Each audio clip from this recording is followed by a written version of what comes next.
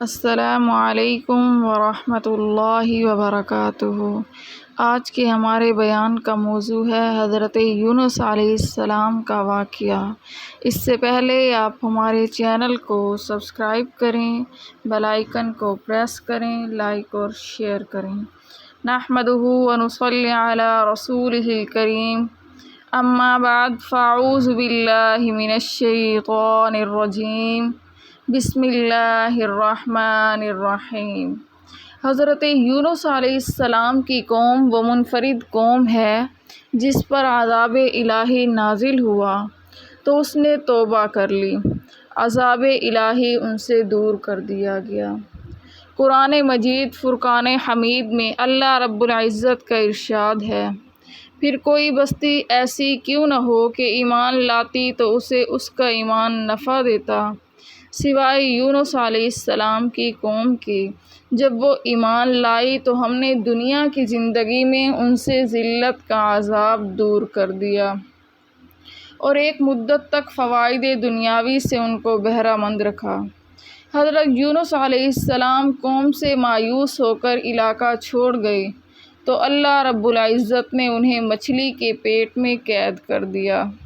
اس وقت یونس علیہ السلام نے اپنی غلطی کا اعتراف کرتے ہوئے نجات کی التجا کی تو قرآن مجید فرقان حمید میں اللہ رب العزت کچھ اس طرح سے ارشاد فرماتے ہیں، اور ذُنُّون مچھلی والے کو یاد کرو جب وہ اپنی قوم سے ناراض ہو کر غصے کی حالت میں چل دیے اور خیال کیا کہ ہم ان پر قابو نہیں پا سکیں گے، آخر اندھیرے میں اللہ کو پکارنے لگے کہ تیرے سوا کوئی معبود نہیں، تو پاک ہے، بے شک میں قصوروار ہوں۔ تو ہم نے ان کی دعا قبول کر لی اور ان کو غم سے نجات بخشی، اور ایمان والوں کو ہم اسی طرح نجات دیا کرتے ہیں۔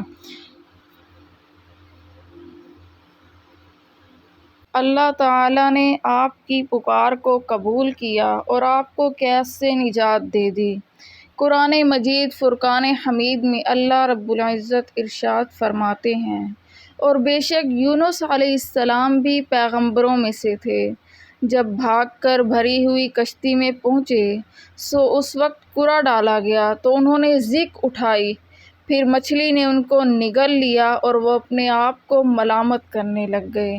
پھر اگر وہ اللہ کی پاکیزگی بیان نہ کرتے تو اس روز تک اسی کے پیٹ میں رہتے جبکہ لوگ دوبارہ زندہ کیے جائیں گے۔ پھر ہم نے ان کو جبکہ وہ بیمار تھے فراخ میدان میں ڈال دیا اور ان پہ کدو کا درخت اگایا، اور ان کو 1,00,000 یا اس سے زیادہ لوگوں کی طرف پیغمبر بنا کر بھیجا تو وہ ایمان لے آئے، لہٰذا ہم بھی ان کو دنیا میں ایک وقت مقررہ تک فائدہ دیتے رہے۔ ایک اور مقام پر اس طرح سے ارشاد فرمایا، آپ اپنے پروردگار کے حکم کے انتظار میں صبر کیجیے اور مچھلی کا لقمہ ہونے والے یونس علیہ السلام کی طرح نہ ہونا کہ انہوں نے اللہ کو پکارا اور وہ غم و غصے میں بھرے ہوئے تھے۔ اگر تمہارے پروردگار کی مہربانی ان کی یاوری نہ کرتی تو وہ چٹیل میدان میں ڈال دیے جاتے اور ان کا حال ابتر ہو جاتا، پھر پروردگار نے ان کو برگزیدہ کر کے نیکوکاروں میں کر لیا۔ مفسرین بیان فرماتے ہیں، اللہ تعالیٰ نے حضرت یونس علیہ السلام کو موصل کے علاقے میں نینوا والوں کی طرف مبعوث فرمایا تھا۔ آپ نے انہیں اللہ رب العزت کی طرف بلایا، انہوں نے آپ کی تکذیب کی اور کفر و عناد پر اڑے رہے۔ جب اسی طرح ایک طویل مدت گزر گئی تو یونس علیہ السلام بستی سے نکل گئے اور لوگوں کو فرما گئے کہ 3 دن کے بعد ان پر عذاب آ جائے گا۔ متعدد صحابہ و تابعین سے منقول ہے کہ حضرت یونس علیہ السلام باہر تشریف لے گئے تو قوم کو یقین ہو گیا کہ اب عذاب ضرور نازل ہوگا۔ اس وقت اللہ تعالیٰ نے ان کے دلوں میں توبہ کی طرف توجہ پیدا فرما دی، انہیں اپنے نبی کے ساتھ بدسلوکی پر ندامت محسوس ہوئی، چنانچہ انہوں نے پھٹے پرانے کپڑے پہن لیے، جانوروں کے بچوں کو ان کی ماؤں سے الگ کر دیا۔ پھر وہ رو رو کر عاجزی کے ساتھ اللہ رب العزت سے دعائیں مانگنے لگے۔ مرد بھی روتے تھے، عورتیں بھی، بچے بھی روتے تھے اور مائیں بھی۔ اونٹ بھی بلبلاتے تھے، ان کے بچے بھی، گائیں بھی رینپتی تھیں، بچھڑے بھی، بکریاں بھی منمناتی تھیں اور میمنے بھی۔ یہ وقت بہت رکت امیز منظر تھا۔ اللہ رب العزت نے اپنی قدرت اور رحمت سے ان پر سے وہ عذاب ٹال دیا جو ان کے سروں پر منڈلا رہا تھا۔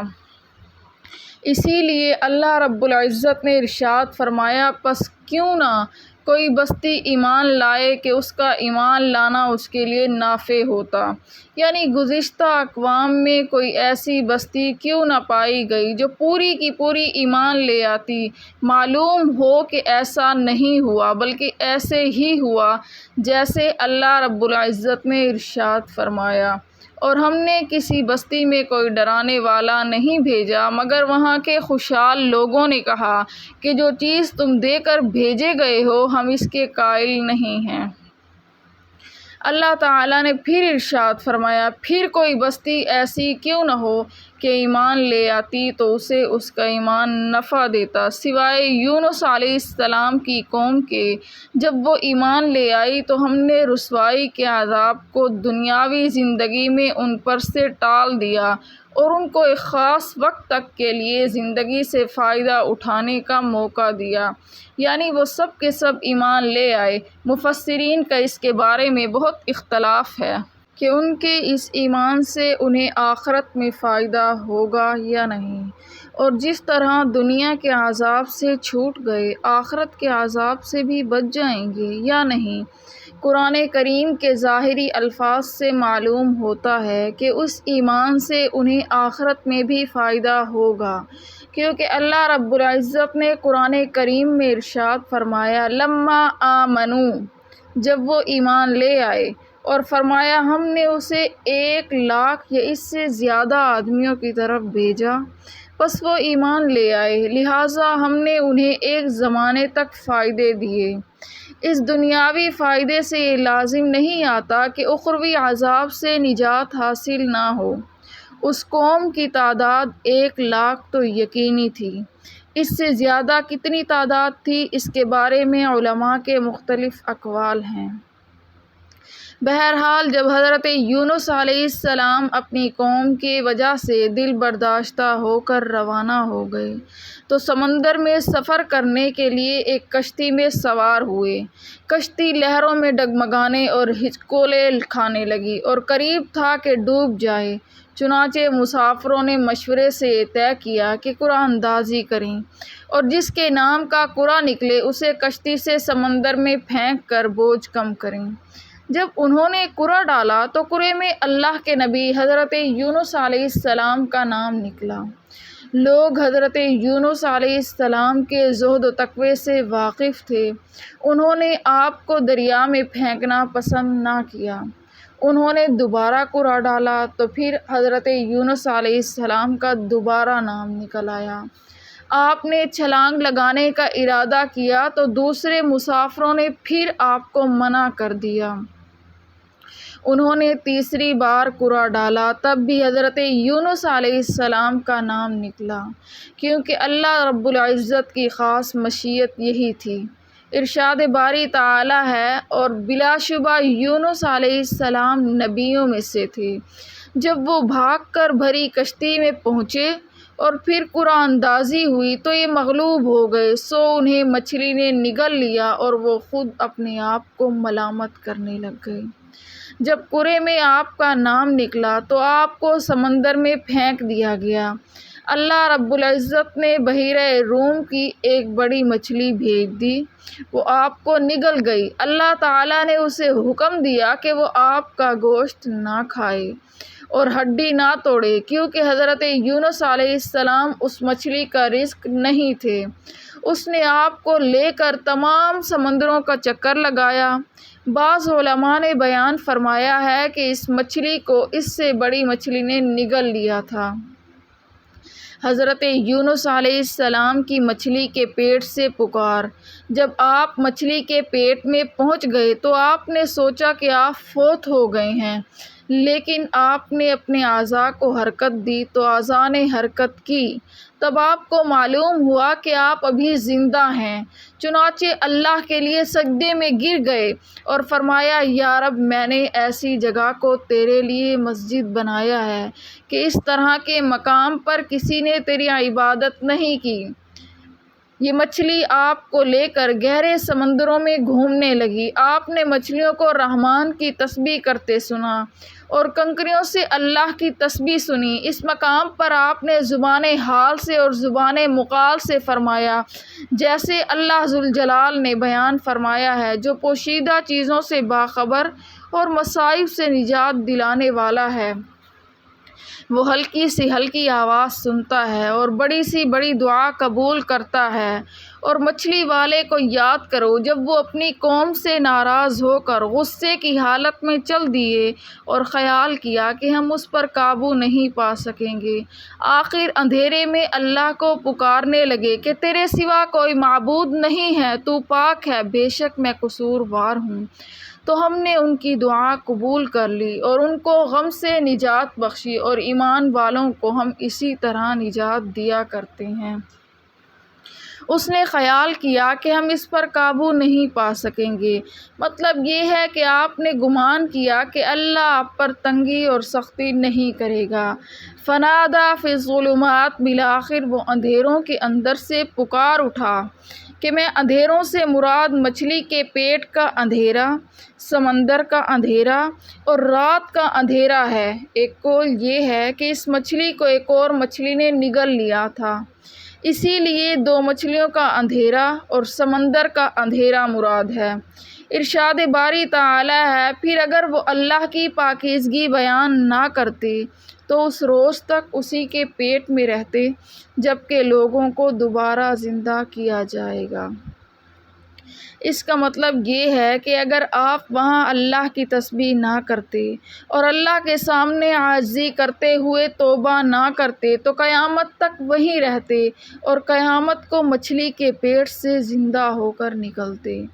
دوسرا مطلب یہ ہے کہ اگر وہ مچھلی کے پیٹ میں جانے سے پہلے اللہ کی تسبیح کرنے والے، یعنی اللہ کی اطاعت کرنے والے، نماز پڑھنے والے اور ذکر الہی کرنے والے نہ ہوتے تو نجات نہ پاتے۔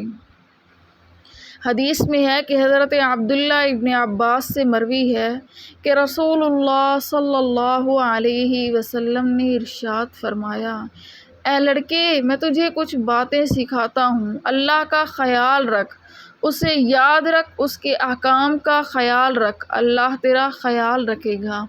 اللہ کا خیال رکھ تو اسے اپنے سامنے پائے گا، راحت کے وقت اللہ کے ہاں معروف ہو، یعنی اس سے تعلق جوڑ کر رکھو، وہ مشکل کے وقت تجھے پہچانے گا۔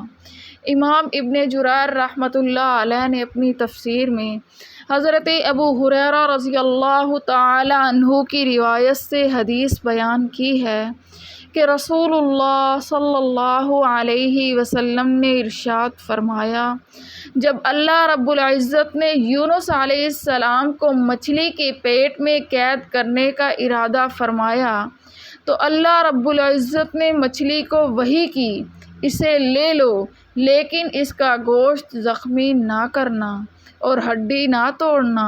مچھلی نے یونس علیہ السلام کو اٹھا کر سمندروں کا چکر لگایا۔ یونس علیہ السلام نے سمجھا کہ وہ فوت ہو گئے ہیں، پھر اپنا سر ہلایا تو محسوس کیا کہ وہ زندہ ہیں، پھر انہوں نے اپنے رب سے دعا کی، اللہ نے دعا قبول فرمائی، اور جب مچھلی سمندر کی تہہ تک پہنچی تو یونس علیہ السلام کو ایک آواز سنائی دی۔ آپ نے دل میں کہا، یہ کیا ہے؟ اللہ رب العزت نے آپ کی طرف وحی کی، یہ سمندر کے جانوروں کی تسبیح کرنے کی آواز ہے۔ مچھلی کو حکم دیا تو اس نے آپ کو ساحل پر لا ڈالا، اور جیسے اللہ رب العزت نے ارشاد فرمایا، وَهُوَ سَقِيمٌ، وہ اس وقت بیمار تھے۔ امام ابن ابی حاتم نے اپنی تفسیر میں بیان کیا ہے کہ یونس علیہ السلام کو مچھلی کے پیٹ میں ان الفاظ کے ساتھ دعا کرنے کا خیال آیا، لا الہ الا انت سبحانک انی کنت من الظالمین، اے اللہ تیرے سوا کوئی معبود نہیں، تو پاک ہے اور بے شک میں قصوروار ہوں۔ یہ دعا عرش کے نیچے جا پہنچی تو فرشتوں نے کہا یا رب، ایک کمزور سی جانی پہچانی آواز کسی اجنبی مقام سے آ رہی ہے۔ فرمایا تو نے پہچانا نہیں؟ بولے نہیں اے رب، وہ کون ہے؟ فرمایا میرا بندہ یونس ہے۔ فرشتوں نے کہا کہ تیرا بندہ یونس جس کے مقبول عمل اور مقبول دعائیں آسمان پر آتی رہتی ہیں، یا اللہ وہ راحت کے ایام میں نیکی کرتا تھا تو اس پر رحم کر کے مصیبت سے نجات نہیں دے گا؟ اللہ رب العزت نے فرمایا کیوں نہیں؟ پھر مچھلی کو حکم دیا تو اس نے آپ کو چٹیل میدان میں پھینک دیا۔ اللہ رب العزت نے ارشاد فرمایا ہم نے اسے ڈال دیا بنجر مقام پر جس میں کوئی درخت نہ تھا، وہو سقیم، اور وہ بیمار تھے، کمزور تھے۔ حضرت ابن عباس رضی اللہ تعالی عنہ نے فرمایا کہ وہ نوزائیدہ بچے کی طرح تھے، ہم نے اس پر ایک بیل دار درخت اگا دیا۔ متعدد صحابہ کرام رضوان اللہ علیہم اجمعین اور تابعین رحمۃ اللہ علیہ بیان کرتے ہیں کہ یہ کدو کی بیل تھی۔ علماء کرام فرماتے ہیں کہ کدو اگانے میں بہت سی حکمتیں تھیں۔ اس کے پتے انتہائی ملائم، تعداد میں زیادہ اور سایہ مہیا کرنے والے تھے۔ مکھی اس کے قریب نہیں آتی تھی۔ اس کا پھل شروع سے آخر تک کھایا جاتا ہے۔ اس کے چھلکے اور بیج سے بھی فائدہ اٹھایا جاتا ہے۔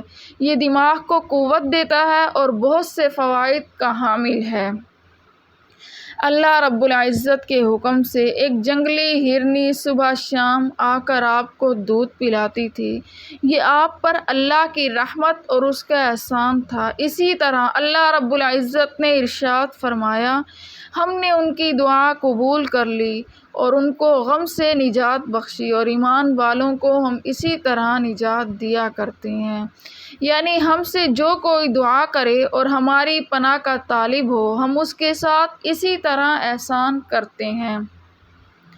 حضرت سعد بن ابی وقاص رضی اللہ تعالی عنہ سے روایت ہے کہ انہوں نے فرمایا میں مسجد میں حضرت عثمان رضی اللہ تعالی عنہ کے پاس سے گزرا اور سلام کہا۔ آپ نے میری طرف دیکھا لیکن سلام کا جواب نہ دیا۔ میں حضرت عمر رضی اللہ تعالی عنہ کی خدمت میں حاضر ہوا اور کہا کیا اسلام میں کوئی نئی چیز پیدا ہو گئی ہے؟ انہوں نے کہا نہیں، کیا ہوا؟ میں نے کہا میں ابھی مسجد میں حضرت عثمان رضی اللہ تعالی عنہ کے پاس سے گزر رہا تھا۔ میں نے سلام کہا، انہوں نے میری طرف دیکھا لیکن سلام کا جواب نہیں دیا۔